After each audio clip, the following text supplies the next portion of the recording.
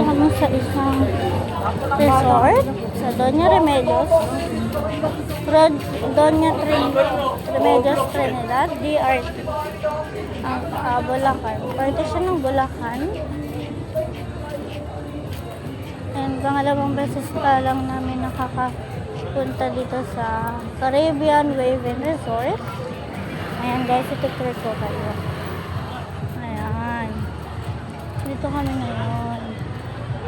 So, ayan. As you can see, dyan lang kami magpipicture just to have a remembrance sa lugar na ito. So, ayan.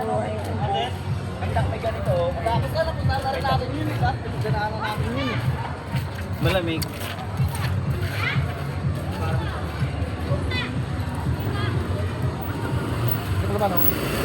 And then yung area kung saan kami lumabas at dyan din kami papasok kapag oras na ng uwian namin. So, Bawa ka naman. Bawa ka naman. Kasi yun, picture mo rin ako. Picture ka na.